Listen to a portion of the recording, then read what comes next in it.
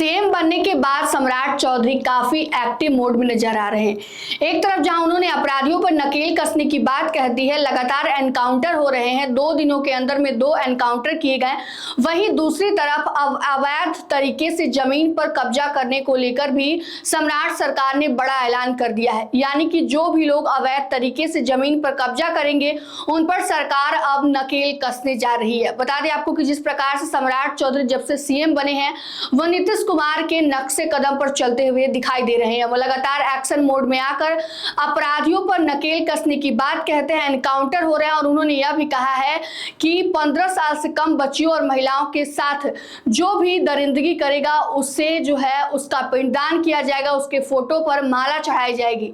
बता दें आपको कि सम्राट चौधरी जो है वो लगातार बिहार को विकसित बनाने की दिशा में और बिहार से अपराध को खत्म करने की बात कह रहे हैं, जिसके बाद उन्होंने पुलिस को फ्री हैंडेड कर दिया है। यानी कि पुलिस जो है अब किसी भी वक्त अपराधियों पर एक्शन ले सकती है। यानी कि जो भी अपराधी अब अपराध करने की सोच रहा है उसको अब सतर्क हो जाने की जरूरत है, क्योंकि बिहार में अब सम्राट सरकार का जो है शासन चल रहा है, जो काफी एक्टिव मोड में नजर आ रहे हैं। बता दें आपको कि साथ ही साथ इसके साथ उन्होंने अवैध तरीके से जमीन पर कब्जा करने को लेकर भी नकेल कसने की बात कह दी है। आमतौर पर देखा जाता है कि लोग जो है अवैध तरीके से सरकारी जमीन पर कब्जा कर लेते हैं, जिसको लेकर अब सम्राट चौधरी ने है जो यह बड़ा ऐलान कर दिया है। बता दें आपको कि मुख्यमंत्री सम्राट चौधरी ने इस अभियान की शुरुआत बोध गया से होगी यह कहा है।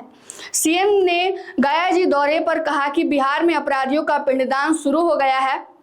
उन्होंने बोध गया मठ में शुक्रवार को भारतीय परंपरा में धार्मिक समन्वय विषय पर आयोजित राष्ट्रीय संगोष्ठी को संबोधित किया। मुख्यमंत्री सम्राट चौधरी ने अपने संबोधन में कहा कि बिहार में महिलाओं और बच्चियों की सुरक्षा के लिए सरकार जो भी कदम उठाना पड़ेगा वह उठाया जाएगा। गया जी तो पिंडदान के लिए प्रसिद्ध है, पिंडदान भी होगा। कुछ लोग का पिंडदान शुरू हो गया है। बिहार में सुशासन स्थापित करने के लिए ऐसे कई अपराधियों का पिंडदान हमारी सरकार करती रहेगी।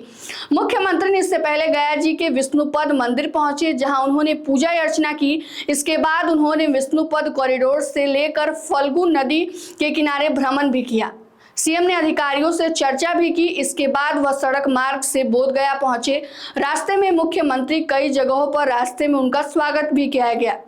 बता दें आपको कि गया जी से पहले सम्राट चौधरी शुक्रवार को नालंदा जिले के दौरे पर पहुंचे थे, जहां उन्होंने श्री 108 श्री शरण श्रीनिवास बाबा महतो साहब मेला का शुभारंभ भी किया था।